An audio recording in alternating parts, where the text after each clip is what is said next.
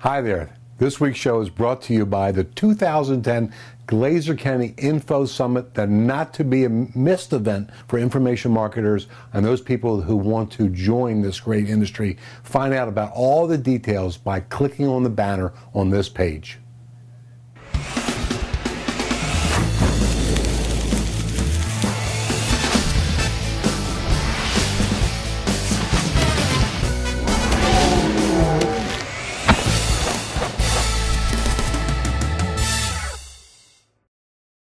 You're going to really love this week's episode. We have an interview with Info Mastermind member and online marketer extraordinaire Ryan Deiss. A recently discovered outrageous commercial from my menswear retail days that you won't want to miss. It's really kind of cool. And an answer to a question from a Glazer Kennedy Gold member. I want to welcome you to NOBSLIVETV. This is the place for prosperity without the bull. Now everybody's been asking me, does Tuliana only make long sleeve shirts? They make short sleeve shirts too. And this week I look like a big lemon. And at my recent Info Mastermind meeting, I sat down with internet marketing guru and speaker at the upcoming Glazer County Info Summit. He's in my Info Mastermind group. His name is Ryan Deiss. You probably know Ryan. And Ryan talks about his techniques and strategies that he widely uses across the internet, how he has taught many of the who's who of internet marketers. Let's see what he has to say. Roll that tape. Okay, here I am with Info Mastermind member extraordinaire Ryan Deiss, which probably almost everybody who's watching this probably knows of Ryan or is on his list or something like that, and which is really what I want to talk to you about, which is list.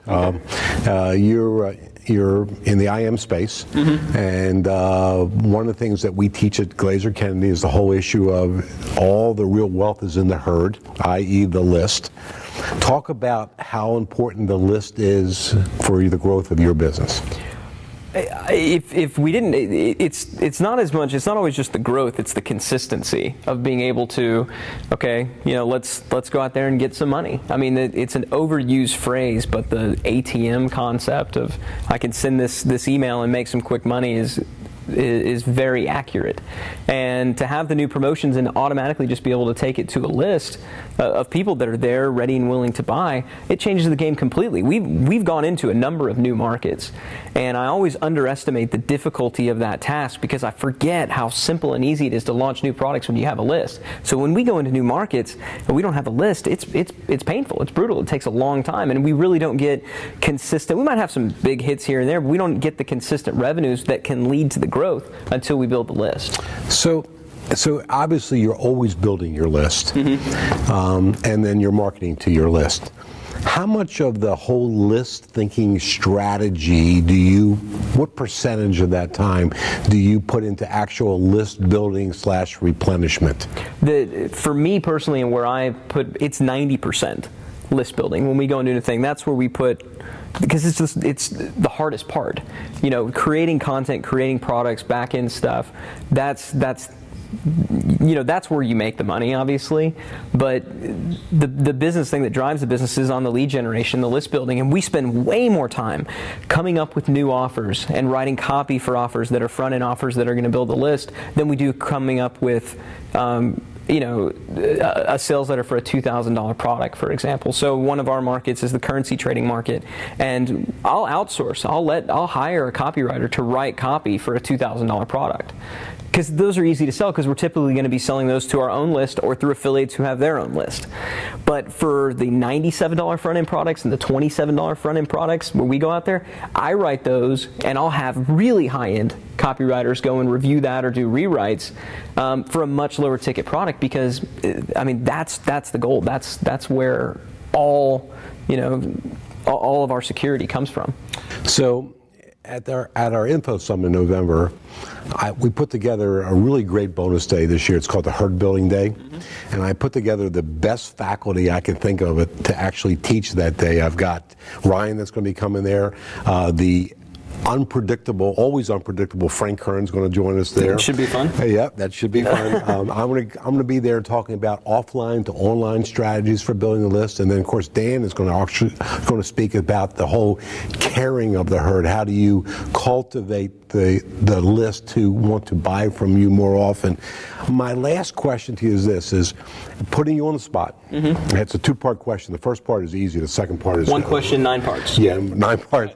First part is, off the top of your head, how many different list building strategies do you employ at any one time? I mean, for a given market, a given product. Yeah. Okay. For any given market, we've got.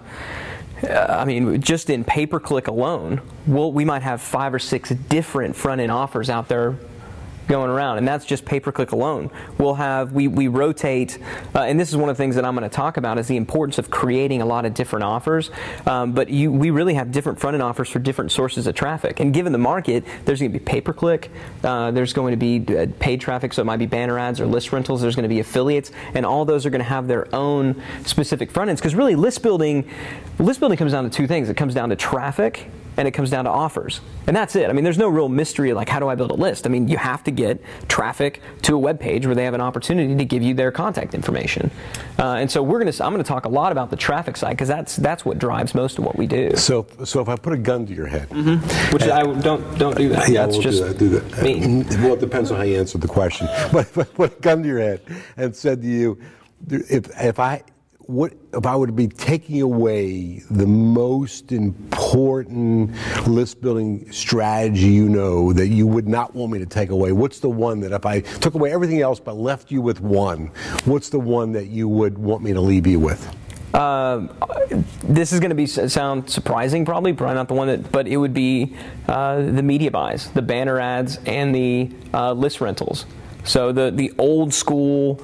A lot of what people say doesn't work, but it's available in virtually every market. Unlike in some markets, pay-per-click is tough to come up with. In some markets, the affiliate side is hard to come up with. So if you just gave me one that was going to work across as many verticals as possible, that's the one that I would want. Because, I'm not going to say I love Google.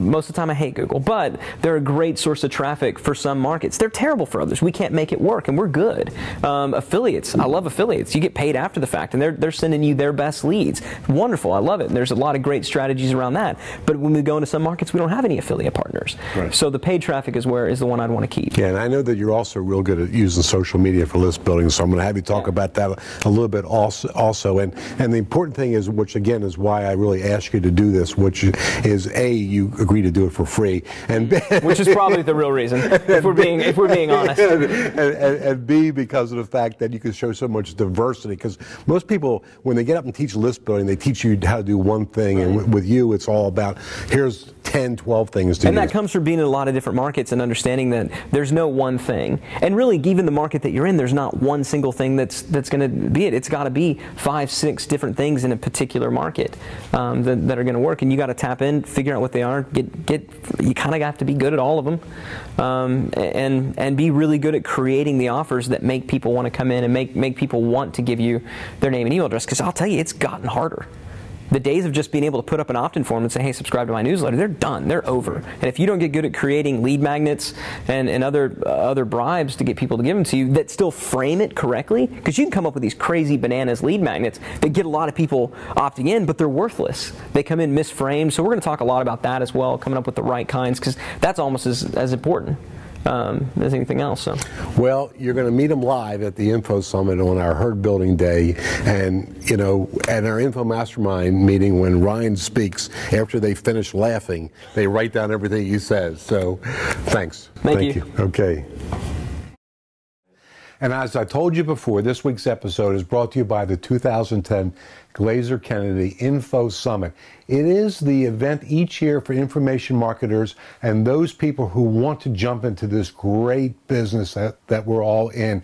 And if you're interested at all, this is the place that you want to be at. We don't have a lot of seats left, but if you want to find out all the details, just click on the banner on this page. You'll be glad you did.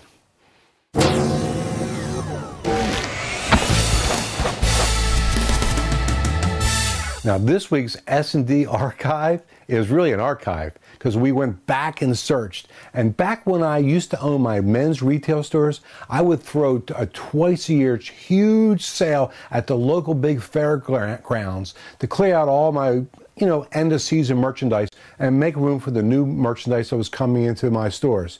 And this was called the Mammoth Sale. And this goes back to 1994, where I created this outrageous commercial to spread the word about this big savings. This commercial is outrageous. As a matter of fact, my daughter hates this, but when she was a little girl, she was in this commercial. See if you could spot her there. Want to see for yourself? Roll that tape. Long ago, cavemen hunted the mammoth. Today, the hunt is over because the Mammoth Sale is here. Bigger and better than ever, it's the Mammoth Sale with savings to 70% on everything you want, everything you need from your favorite stores. Plus, more Mammoth savings than ever on ladies and children's items. Look for discount admission coupons in your newspaper. Then come to the 4-H building at the Timonium Fairgrounds Thursday through Sunday for the Mammoth Sale. Well, now it's time for Ask Bill. That's me. This week's question comes from a Glazer Kennedy member, Susan Berkman, from Coral Springs, Florida. Now, Susan asks, how are you able to find the right personal/business balance in your life? Now, Susan, you're assuming that I have personal and business balance in my life. Well, the reality of it is it's an interesting question because if you look at just about any successful entrepreneur, and I work personally with about 300 of the most successful entrepreneurs that there are, either in my Info Mastermind group, private clients, or in Peak Performers, what you'll find is just about everybody, including me, struggles with that. And what we mostly do is we actually schedule. So we schedule personal time and we schedule business time, and we don't let the two interfere with each other. And that's what I suggest you do, is you need to really schedule out your time. Time for your family, time for your friends, time for your loved ones, time for doing your passion and the things that you like to do. And then make sure you also have time for your business, because every successful entrepreneur that I know is a worker. He or she really embraces the W word, which is the word work. So you got to do both, but the way to really do it is to schedule it out and not let the two interfere with each other. And Susan, that was a great question, and I'm sure other people might give you a little different answer, but that's my answer. And as a special thank you, we're going to be sending you this week's Beat the Clock Web Deal of the Week. So, Jessica, tell everybody about what Susan's getting and what's available this week for all of our online viewers. Dramatically catapult your earning power by listening in and experience Renegade Millionaire Retreat. Listen as Dan addresses some of the questions that he is asked on a regular basis. Beat the clock and invest in Renegade Millionaire Retreat at 51% off, but only until 11:59 p.m. Eastern on July 19th. You'll even get free shipping. Check the banner for more details. Now, do you want a chance to have your marketing question answered live on air? Better yet, do you want a chance to win one of our Beat the Clock specials? Well, submit your question by following the link below. Well, that wraps up another episode this week. And as our special gift for watching, I will be giving you, once again, and just for a very limited time, our complete Renegade Millionaire marketing for just $1. This is a brand new, not to be confused with the Renegade Millionaire system. Dan and I took an entire day to talk about marketing. And our Renegade Millionaire marketing offer, to get it, all you have to do is click on the banner on this page. And before you leave, I want you to check out the sidebar to see how you can find Glazer Kennedy on Facebook and Twitter. Also, make sure to leave your comments about today's episode below. I love when I get your comments, and actually, we use your comments to help mold future shows. I'm Bill Glazer, and thanks for tuning in to No BS Live. Yeah, this is a place for prosperity, and yeah, this is without all the bull. See ya.